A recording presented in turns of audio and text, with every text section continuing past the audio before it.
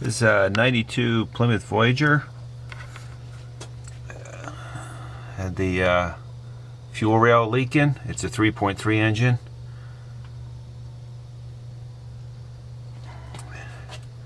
This is pretty common with a lot of the Mopar 90s. The fuel rail looks like this. Well, I'll show you the other one, the original one. But so this is just what I did. I'll go back to that. But this is how the original one was. Like this. And then I was reading and I called it about it. About the recall. Couldn't find a recall. I called the manufacturer, called Chrysler. And they said no recall for that. Other things, but for a dangerous thing like leaking fuel, no, they don't have a recall for. So I had another one and I put it in there and it was leaking. It was leaking right here where this rotates, and then this side rotates too. They both rotate and have a seal in there. So what I did is I cut it off right here on the inside. Right here, I cut it right there on both sides. I just soaked it in a small kid's pool of water for a half day. And then I just hacksawed it carefully while I was in there. I don't know how much good the water did, but anyway, it worked out and it wasn't really too dangerous as far as I know. But if you're doing this on your own, just be careful. Of course, you know, there was fuel in there at one time, and so anywho, so just wear eye protection and gloves and the whole works. And anyway, so this is the piece I cut off right here. You can see, yeah, you can see where I cut it just like that. I cut on the inside. The hacksaw just went all the way around. Didn't take too much to cut through it. So like I said, just used some water and seemed to be fine cutting through it. But anyway, so, and this is the seal. This little deal here, this is the seal that slides in here. And there's one on both sides, and that's the only thing that was preventing from leaking. So with these, the Chrysler, the Mopar, you know, Dodge and Plymouth, all that, the 3.3s, and probably the other fuel rails that look like this, that just weren't designed very well. All they have is an O-ring. You can't replace the O-ring. So there's just nothing you can do, as you can see. So, and then so I went online. I couldn't find anything except for the same part. I went to U-Pull It. They had the same thing, but who knows? It might already be leaking at U-Pull It, or it might leak in the future. You know, of course. So, anywho, so this is what I did. And the original ones, you see, you have the quick disconnect fittings. I just switched those over with some hose clamps. The return is 1/4 inch. The pressure side where the fuel's coming in, that's 5/16. And then when you get the line, make sure you get a fuel line for a fuel injection system. It's stronger and it's made for fuel injection. So anywho, so we got 2 clamps there, and then I just cut these off. You can just cut them with a hacksaw and get these fittings out. And the same with this side. The factory one had these metal clamps that go across. I just hacksawed it and then just spread it apart, got it off. And then, so let's see, the inside, the pressure side, it's a little thicker, you could tell. And so I went ahead and used 2 clamps. And then with this hose, I slid it as far as I can go and just double clamped it, and it's pretty tight, so that worked nice. But then the lower one, I just used 1 clamp.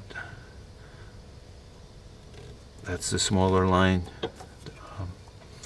Going back to the tank.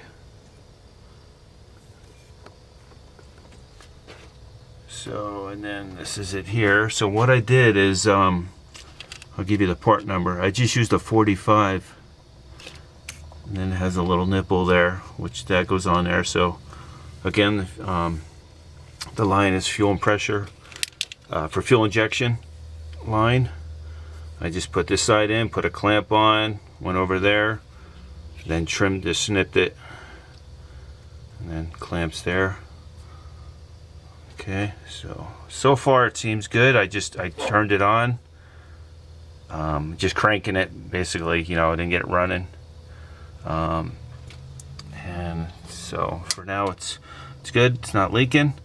And then when I was in here, I went ahead, since you can get to the spark plugs easier, I just went ahead and got the spark plugs, replaced them. Much easier than crawling under there when the manifold's on. So front ones you usually get to. But anywho, so yeah, so back to the 45s. This is the part number I got from Napa. That's the part number. And you could probably just order online, of course. But that's a little like 45 there with threads, and then it has a nipple on the other side for the hose. So what I did is, when you cut this, when you get this out and slide this piece out, when you slide this end out, there's a little lip there on the inside. So what you do is, so you can thread a little more in there, go ahead and drill in there to kind of, you'll see once you get in there, you can drill it out a little bit. So, and then this way, and then this is the tap.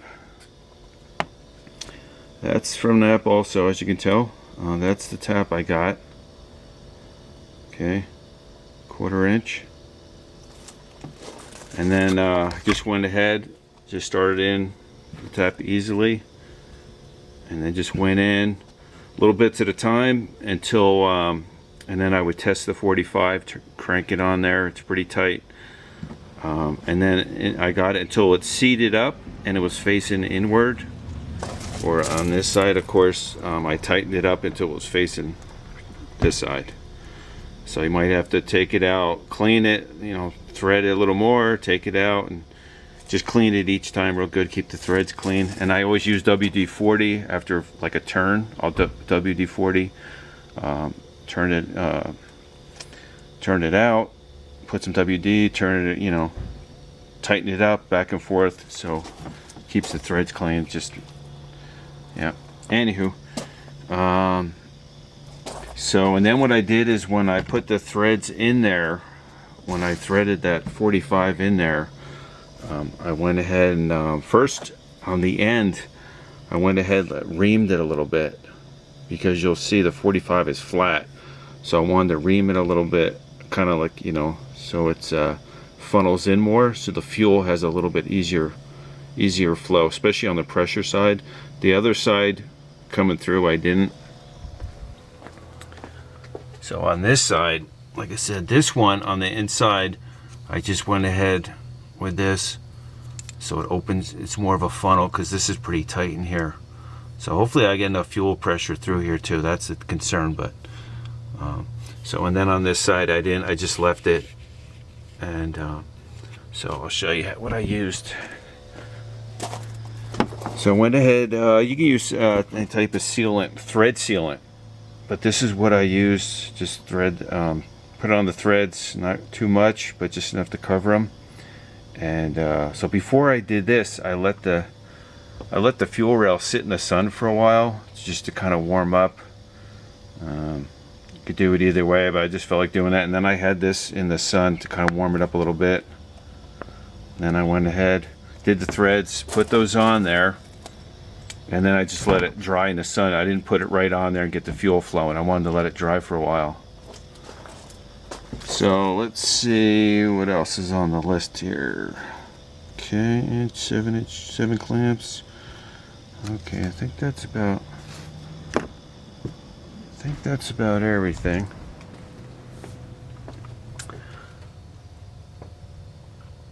So again, I just used the quick connects on that side. That's the ones that came with it. Boom. That and that. It's pretty simple to do. Yeah. But before you put the manifold on, just go ahead and, you know, turn the key, and then it's to get the fuel pump going, just to see if you have any leaks, because you don't want to get the intake plenum on there and all of a sudden it's leaking. You got to take that off. You might be able to do it with it on, but it's just easier to have it off when you're looking for leaks and just working on it. So okay. So let's see. Oh yeah, so again, this is the 45 I used. Go ahead, that's the 45. Doesn't thread in too much, but should be enough. And then that's the tap again.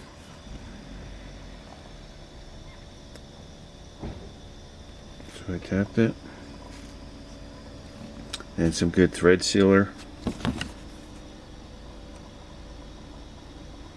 I don't know where I got this from. I had that for a while. I'm not sure where that's from, but get that anywhere. And then this I just happen to have. So drill bit. For the drill bit for the end, just just try different drill bits. You just want one that's just going to take off a little bit of that lip in there, that little ring. You'll see that ring that's in there. You just want to take off a little bit, and then once you start threading it in, it'll grab and the threads will go in. But it's pretty tight, so which is better, of course. So, and then WD-40 on there. Yeah, and I think that's about it. So it's gotta be better than this. So I lucked out. I just happened to be under the hood looking at the fluids, and then I saw a fuel. I thought it was water. I thought it was just, and then because it was just right here. And then I went ahead, looked around, and on my old one, yeah, it was leaking right here. It was leaking right at that seal. The other side was fine. So I just lucked out. Luckily I wasn't somewhere and I broke down, had to be towed home or something. Luckily I was right in the driveway, so.